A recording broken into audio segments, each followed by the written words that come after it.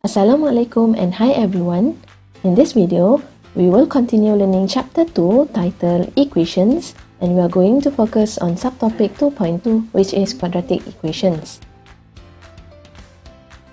By the end of this video, you should be able to solve quadratic equations by using factorization method. In previous video, we have learned how to do factorization by using either calculator or without using calculator. In this video, we are going to continue learning another two examples on how to solve a quadratic equations by using factorization method.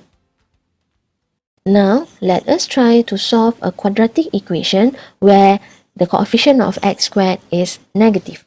First of all, we need to rearrange this equation so that we have 0 on the right hand side. So we have negative 15x squared plus 8x minus 1 equals to 0. Next, we will multiply both sides of the equation by negative 1 so that we will have our quadratic equation as 15x squared minus 8x plus 1 equal to 0. The reason why we are doing this is because it is much easier to handle a positive coefficient rather than a negative coefficient for the x squared. So, as we did before, we will first look at the coefficient of x squared. In this example, we have 15 and we have a few choices of numbers that we can multiply and we get 15. For example, we can have 3 times by 5 or 15 times by 1. So which one to choose? We will choose 3 times by 5 because it has a relation with 8 in the middle. So that is the tips. So for this case, we will write 3x multiplied with 5x equals to 15x squared.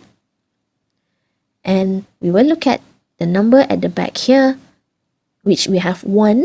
Therefore, we only have 1 times by 1 to give us 1. And next step, we will cross multiply to give us 5x and 3x. And we will need to decide which sign to use so that when we add up these two, we will have negative 8x in the middle. So for this case, let us write negative 5x plus with another negative 3x, we will have negative 8x. Therefore, this sign will go into the first factor and another negative sign in the second factor.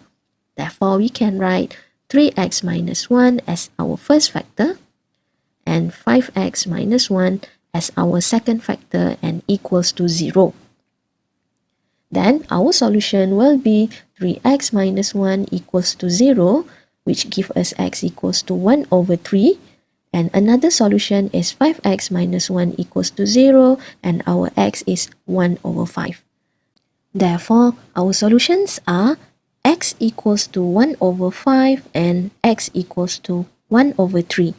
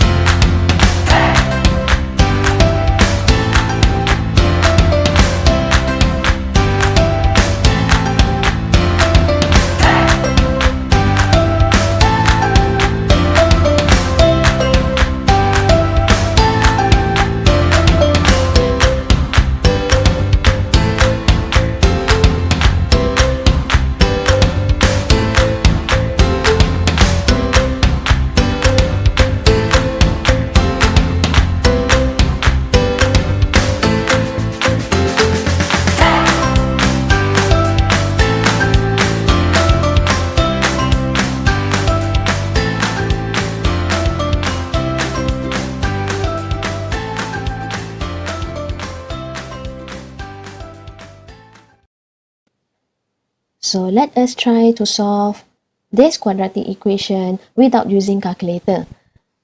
First of all, you can see that it is much easier for us if we simplify this quadratic equation first. We can do that by multiplying both sides of the equation by 1 over 3, or it is the same as saying that we divide both sides by 3. Therefore, we will have this equation as x squared plus x minus 12 equals to 0. Then, we will apply the same methods that we used before. First, we will look at the coefficient of x squared. We have 1 here. Therefore, we can write 1x multiplied with 1x to give us x squared. And now, we will look at the number at the back here where we have 12. Now, we have a few choices of numbers that we can multiply so that we will have 12.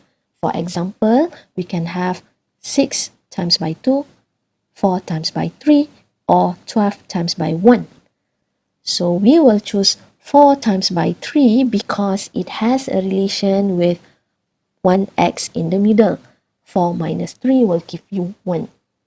So when we choose 4 and 3, that will give us 12. Then we will cross multiply to have 4x. And this one will give us 3x. Now, we need to decide which signs to use so that when we add up those two, we will have positive 1x in the middle. So, let us put plus 4x minus with 3x, we will have plus 1x. Therefore, our positive sign will go for the first factor and our negative sign will be in the second factor. And we can write our factors as x plus 4 and also x minus 3 equals to 0. Then we will be able to solve our quadratic equation by writing x plus 4 equals to 0. We have x equals to negative 4. And another solution is x minus 3 equals to 0 and we have x equals to 3. Therefore, our final answers are x equals to negative 4 and also x equals to 3.